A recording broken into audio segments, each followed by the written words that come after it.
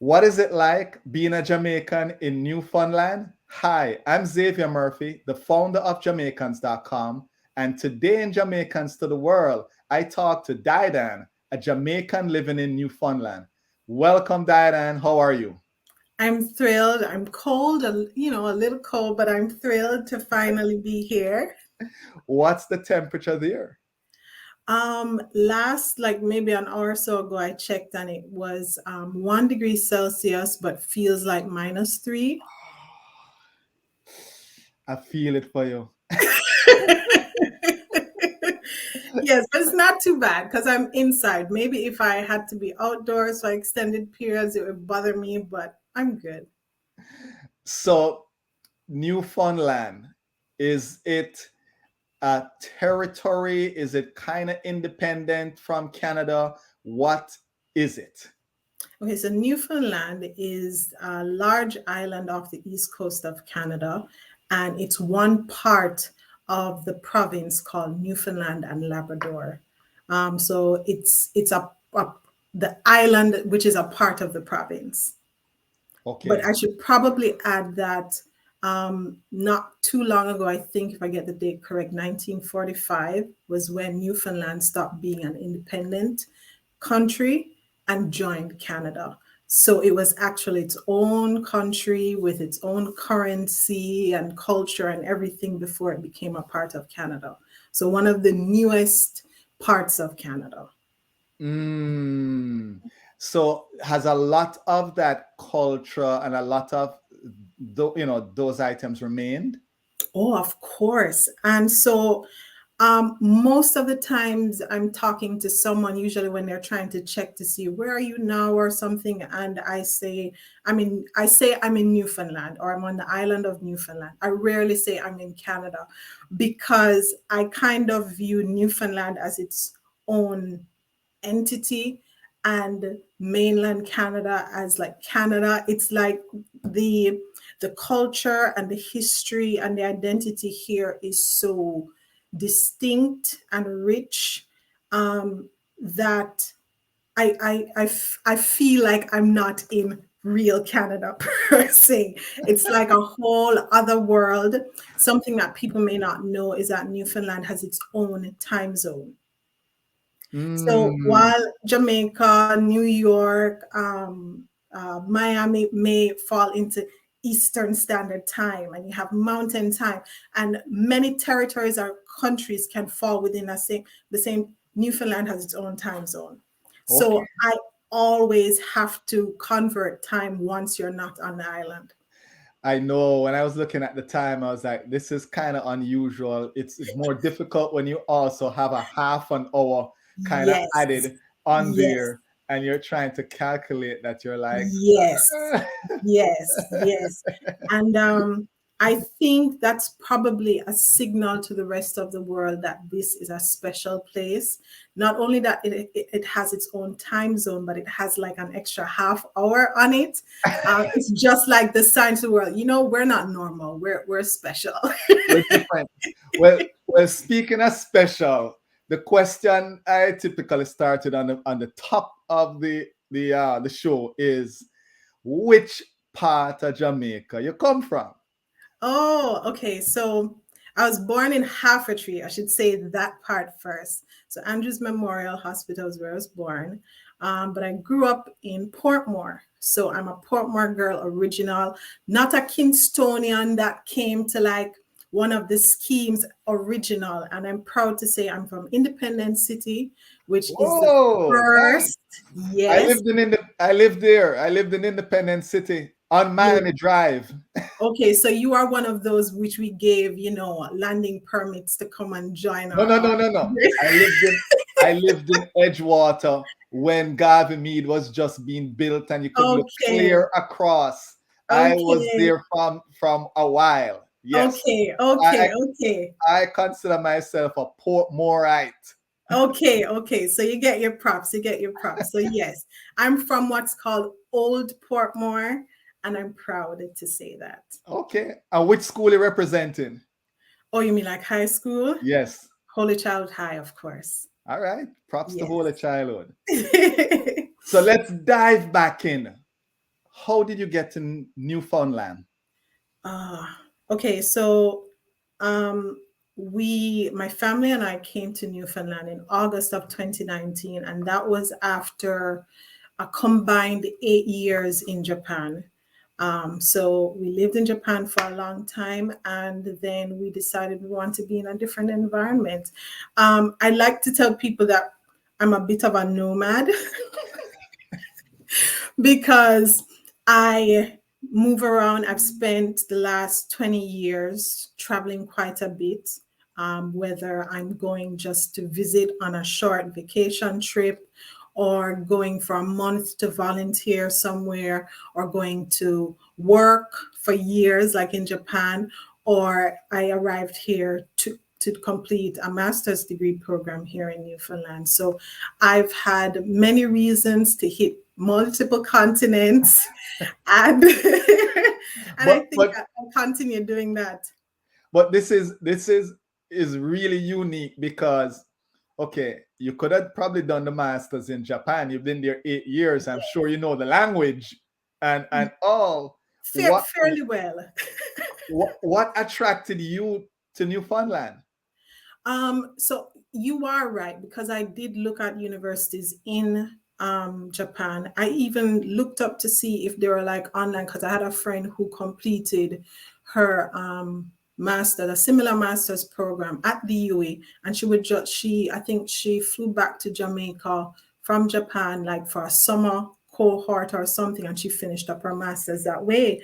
So I looked at that, and then I also looked at multiple universities across Canada, but I settled, and even though I got admitted to other institutions, I chose Newfoundland, and one of the main reasons is because about 20 years ago, my husband came to Newfoundland on a sort of exchange program between Jamaica and Newfoundland, which there's a long history between the two islands.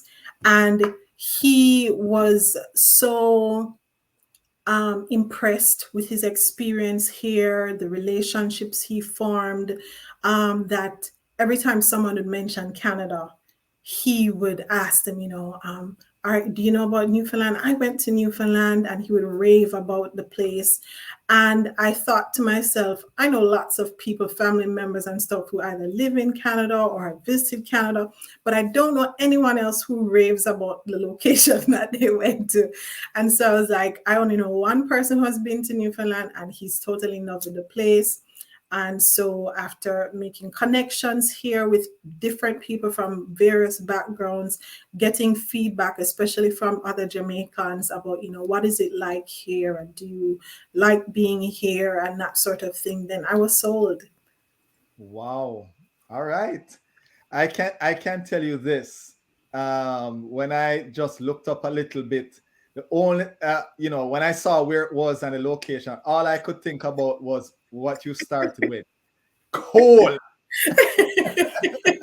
And do you know, I am much warmer here than I lived in three different prefectures in Japan, in Gifu, in Ibaraki, and in Chiba.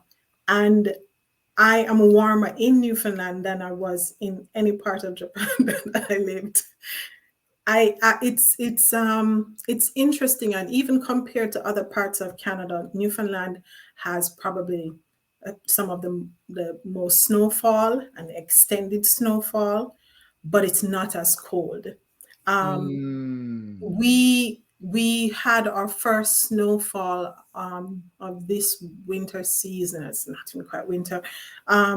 A few, like maybe a week or two ago.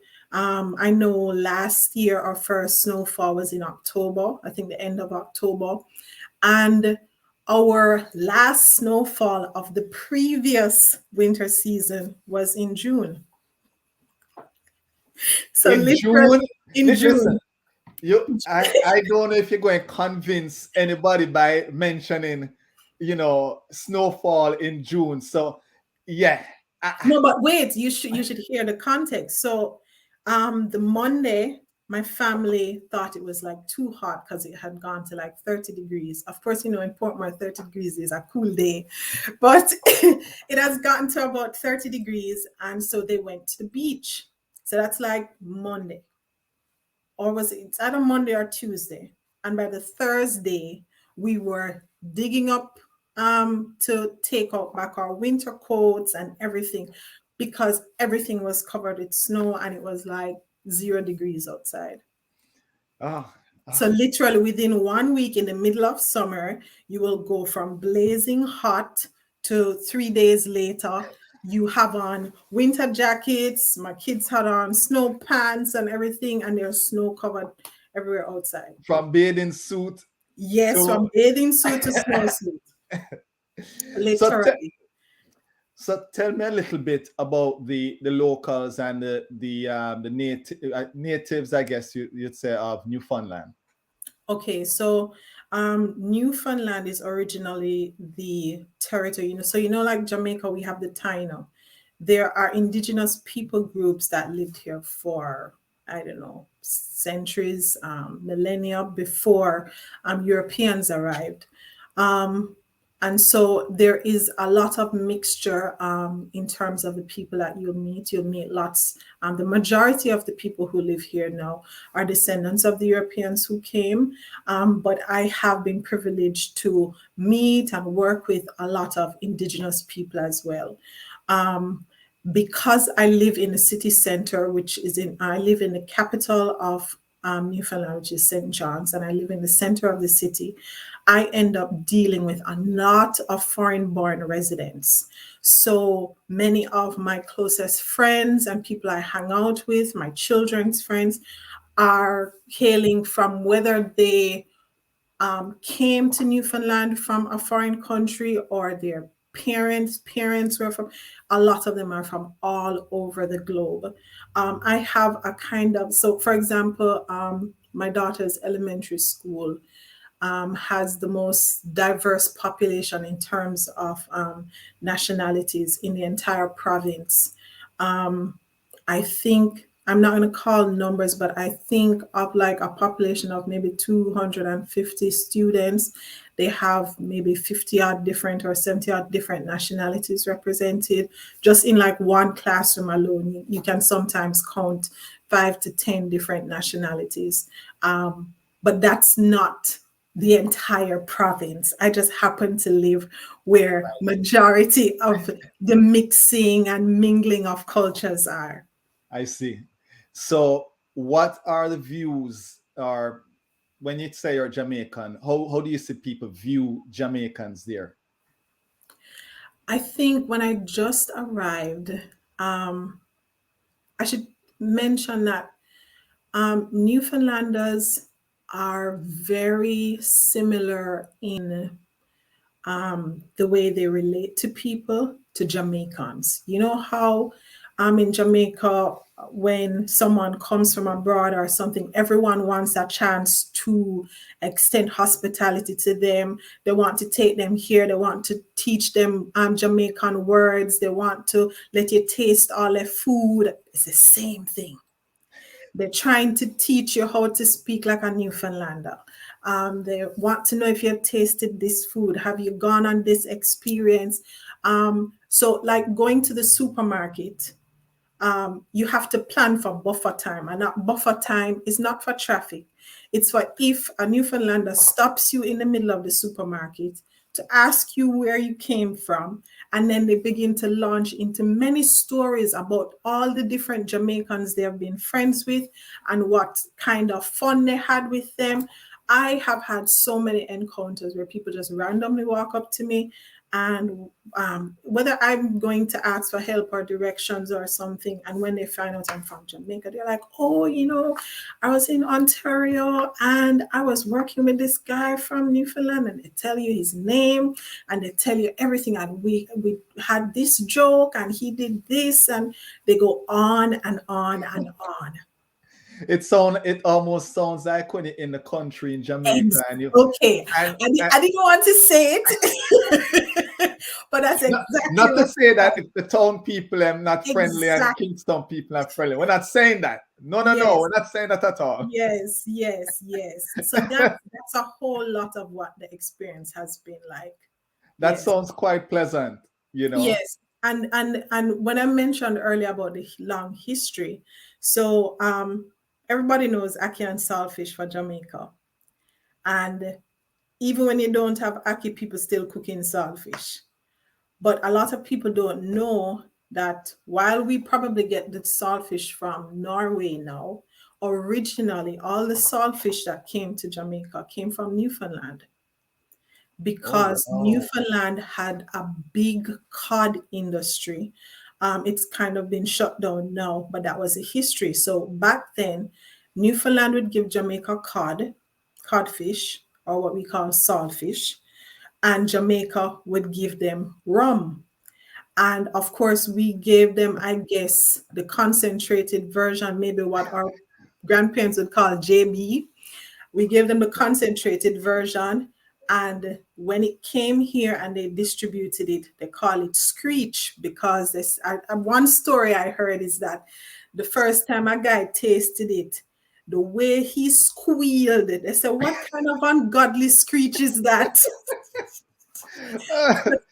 So they call our rum screech, and that's like when you go to Jamaica, you either introduce somebody to some Ray and Neville or some Appleton Right. rum. For Newfoundland, for you to go through kind of like to become a honorary Newfoundlander, you have to be screeched in, and screeching in involves you kissing a codfish, speaking some Newfoundland words or saying a Newfoundland statement, and also drinking screech rum. So, have you been screeched? Not yet. You see, COVID has shut down a lot of the screeching in because Okay. most of that would happen in a bar setting. They'd have all these bars downtown and people would go in and get screeched in. So a lot of the screeching in took place either in a bar, or sometimes if you go out on a boat tour or something. And as you know, because of all sorts of restrictions, a lot Right. of this has been, and large gatherings and that sort of thing. I have been invited once. I must, yeah, I went to one location. I think it's called the Black Sheep, and the owner said to me, "Do you want to be screeched in?" But I was there for another event, so I knew I had to drive back home, so I didn't think it was a good idea to get screeched in on that day. You weren't ready yet. You weren't ready yet. No, no, no, no. So, let's talk a little bit about food. What's the food like there? Ah, And if you and let me put this in there. If there's a dish you would say try, mhm. what would that be? Wow. All right. So the first thing I should probably mention is that I'm one of the Jamaicans that eat ital. So that means there are a number of things in a culture where cod is king. Then there are a lot of things that I wouldn't necessarily try in its original form. I might Okay. probably try to substitute and modify it. The most popular dish here is called Jig's Dinner, which is basically salt beef that is cooked down, like they cook everything in the same pot. So it's cabbage, potatoes, salt beef, maybe carrots, different things, even like yellow split peas. They put it in a bag and everything boils together. And it's a one pot meal. So that's quite Okay. popular. It's kind of like their Sunday dinner.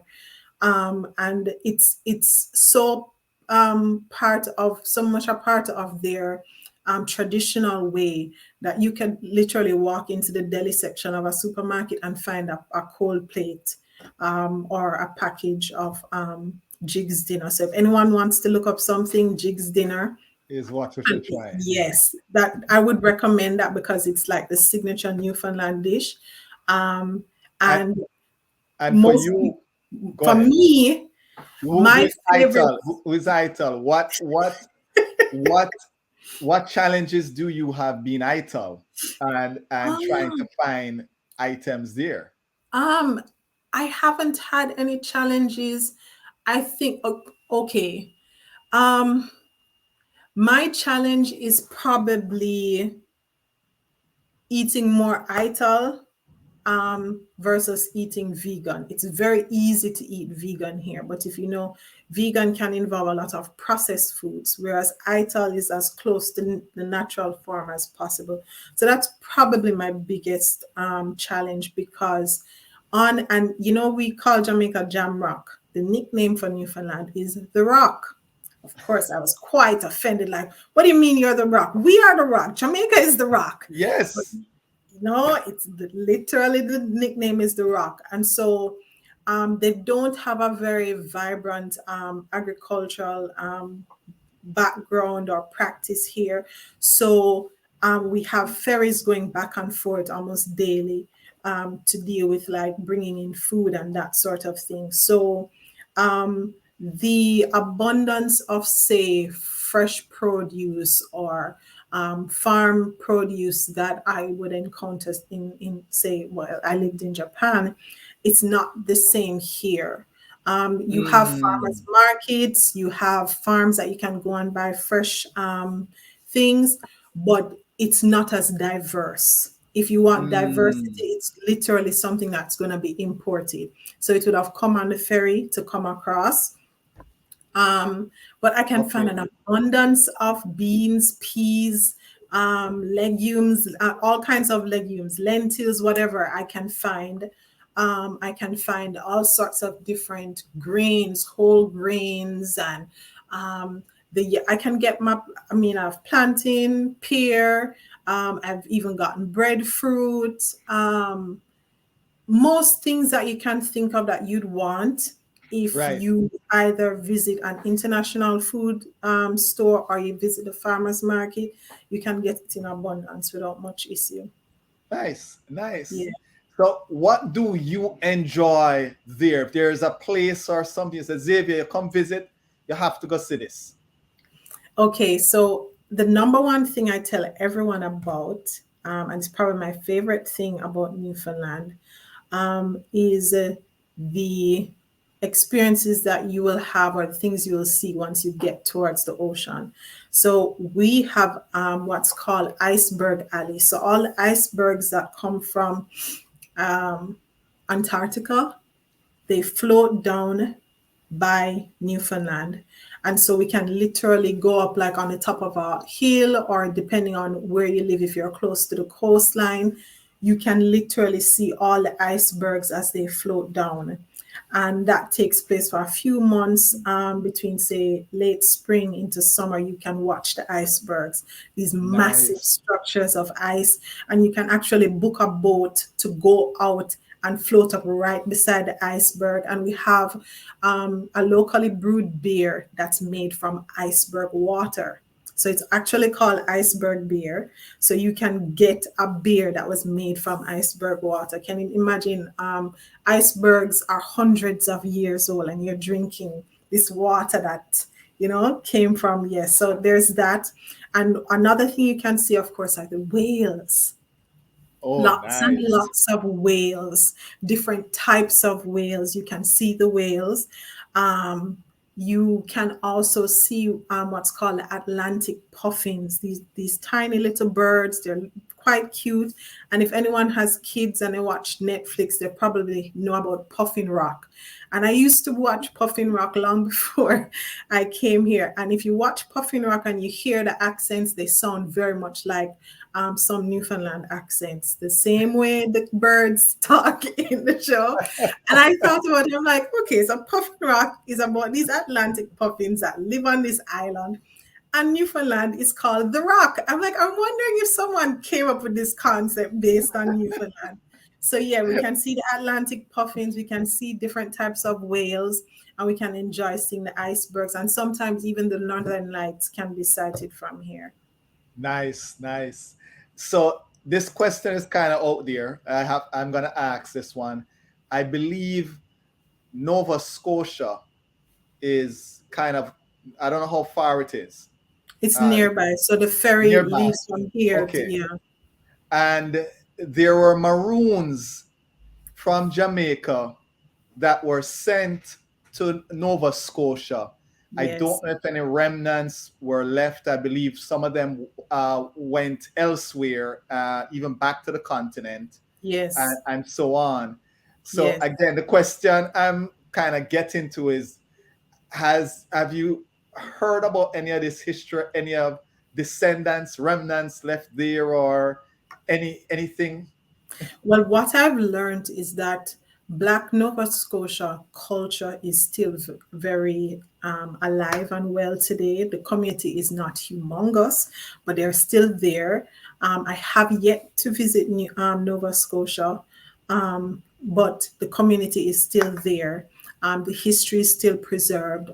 You can actually find like museums and different historical records that talk about the whole journey of the Maroons coming there, those who went off, I think, to Sierra Leone and maybe even Liberia. And so that history is still there. I don't know if most Canadians know that these Black Nova Scotians have connections to Jamaica in some kind of, haphazard way. Right, right, Um, right. but recently, there has been a feature focusing on the history or the historical connections between Newfoundland and the slave trade because slave ships were built in Newfoundland. And even that was uncovered Mm, within the past 2 or so years that a mm, lot of the slave ships were built here and then sent off to do their trade. And so mm. recently a feature has been released on CBC, and there's a Jamaican who lives here, Jamaican Newfoundlander, like me. And he's not Xavier, he's Xavier. So the I comes before the V. And Xavier Campbell, I think, and he is one of the hosts for this program that is looking at the African history in Newfoundland, and they even found the remains, hundreds of years old remains of a Black soldier still dressed in his Mm. uniform and that sort of thing. So this bit of history is being dug up, you know? Wow, wow, nice, nice. Cost of living, what's that like there? Hmm. When I read, reports about cost of living across Canada, I see where, in some senses, Newfoundland has some things that are more costly than other parts of Canada. For example, we have a higher sales tax. But then when you look at like the average salaries across the provinces, it's not low. So it's not like it's high prices or high taxes and then super low. So I think it balances out in that sense. I don't have a lot of experience shopping in other Okay, parts of Canada to compare. right. Um, All but right. I think if you manage your money well, and you can use whatever you earn. That's, All I right. don't know. I don't know. All right. So, what's the biggest adjustment you had to make moving to Newfoundland? Wow, the biggest adjustment I think was, I guess, unlearning some of the things that I learned in Japan to cope. So, for example, as much as I had functional level Japanese, I wasn't fluent or using Japanese at a high level. And so there are a lot of things like certain documents that I couldn't read without assistance because they use three different language strips. And sometimes you have to ask for directions to go because you can't read certain signs or you're not sure what something means. So one of the first things I had to relearn was how to just casually say to somebody, "Oh, I'm looking for this," or to comfortably read, like, let's say, labels on things. Because in Japan, I can't read I guess, thousands of the kanji or Chinese characters that they have. And so you don't read a label. You just kind of go off either what the pictures show you or what someone explains to you. But being here, everything is in English. Then I know it doesn't require like me checking vocabulary to approach a staff member at a location to say, how do I get this done? Or what's the procedure here? It's like I had to now remind myself, you're fully competent in the local language. So you don't need to have anxiety about approaching the person and that they will panic to say, oh, sorry, I don't speak English. I can't help you. So I think that was it. I think I would say the biggest challenge was learning to exhale. All right. And just relax and live life. Readjust. Yes. So it's from being really wound up and having a lot of these, you'd say, language barriers, and then no, there are no language barriers. That was probably my hardest adjustment, and had nothing to do with Newfoundland. It just had to do with that I was coming from a different environment where the local language wasn't my first language. So have you heard any reggae while you're there? Of course. You will hear. And I'm not saying you playing it. No. I'm saying no, on the regular radio, you just turn on the radio and they're playing popcorn, or they're playing any artist that you can think of. They play it. And these are local stations. You will be in the mall or the shopping area, and people in the parking lot blasting music. And when you look in the car, they don't look like you. So it's just kind of taken for granted, and you will meet a lot of people. I would say maybe half the people I meet and I say to them, oh, I'm from Jamaica, they'll tell me where they had a vacation in Jamaica. Nice. Yes, nice. A big majority of people who I meet are like, oh yeah, I've been to Jamaica. Or if not them, a close relative, like let's say they'll say, oh, my father used to do business in Jamaica, used to fly there regularly or something. Yeah. Well, Didan, listen, thank you for spending time with us and telling the world about your experience there. Winding down, I have a scenario. You land in Jamaica, get off the plane. What's that first thing you're doing? A patty. Which one? I'm going to juice patties. Okay. I'm getting a soy power. What is a power patty with lettuce and tomato? All right. And a coconut water. Yes. Who's going to FedEx that to me now? Yes. So my last question is this one, and I kind of should have asked if there is a native language. So that's the first part of this. Is there a native language apart from English? As much as Jamaicans have a native language, Newfoundlanders have a native language. So they call it Newfoundland English.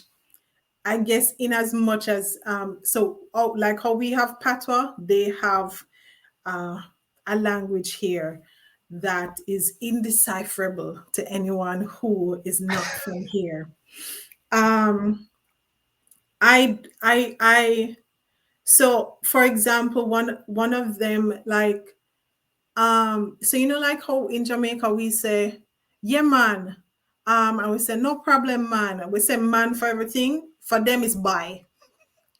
It's bye. Bye. Yes, bye. And bye is like someone took the word boy and crushed it. So everything is yes, bye. And so, for example, we in Jamaica, we'd say wagwan or wadiat. What is it? Wadiat. Something like that. It's like wadiat. And I don't know if someone took the words "what are you," and then it got crushed again. Yes, everything is like they've just taken English and said we are going to reform it, and they put it in a mortar, and then they take it back out, and they've just said we've made it our own. Interesting. Yes, Interesting. and if anyone wants to have a good laugh, just go on YouTube and search for Newfoundlanders talking, and you would not believe this is Canada because it's not English. Well, And you you say won't know it's what not, you're saying. do people, you mentioned earlier that it was a separate from Canada, they joined with Yes, Canada. it was his own Are there country. people that still believe, and maybe you don't hear it, but maybe They don't you talk do, about it, but you might see some people with the old flag on their house or in their car. So right? that old flag of before they became a part of Canada, that the national flag that they have, or if you talk to older people, they might mention, memories, or they might talk about, yes, they still have bills, currency from their Newfoundland money. So I think so. And something I probably should have mentioned before, we have, so December coming up, we'll still see John Connor running around somewhere in Jamaica, right? Newfoundland has their version of John Connor, which runs around in December. For Christmas time, they're called mummers. And the same thing, cover the face, and they go around playing music on these, I don't know, made up instruments, and they go from house to house singing and dancing. They have the same thing. The only difference, I think, is Junkono, they collect money. The mummers in Newfoundland collect food. So they come and they fill their stomach at your house and they sing and dance. And I guess by the time they get to another house, they have worked off all the food, the singing and dancing, so they eat again. And none of that overproof, Of course, overproof of rum. course. All of that is served, and they have this thing called kitchen parties where everyone packs up in a kitchen and they sing and they dance and they eat. And even during lockdowns, and they did it over Zoom. And I checked in on one of these, and it was just it reminds me of the same energy. Of course, not for morning, but when you get to a 9 night and everybody gathering and they're drinking tea or manish water and everybody's singing and the energy is high and you hear the drum and everybody dancing, and it's not grief but kind of just this high energy of people together. That is kind of what a kitchen party looks like to me, minus the grieving. Some of these, what I call cold countries, it sounds like gonna have, find some ways to have fun and just, Yes. just do things in a way that all of us who kind of take that warmth for granted don't get to understand that, hey, Yes. we're a community and we're strong. Yes. They find a way, and they're a very close kind of people, in the sense that, very loving, lots of hugging, and that, I think before this pandemic, it was seemed just very normal to come up and reach up to somebody. And so in many ways, Newfoundland feels like home, even though I'm not in Portmore. Didan, again, thank you. Here's how I end. And if you know a little bit of the language, which it sounds like you do, how do Newfoundlanders say goodbye? No idea. So I shouldn't say no idea. I've heard the greeting before, but I don't remember. All right. Well, somebody who is watching this can help out Didan and put that. Drop it in the comments below and let us know. But for now, we will say, is it bye, boy? What they put at the end?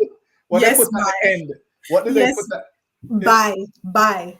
Bye. So bye is short for boy. Okay. Or like my brother, my bridging. Yes, bye. So yes, bye. Yes, bye. Show some love now. Hit that like button, subscribe to our channel, and hit that notification bell. That way you don't miss a video.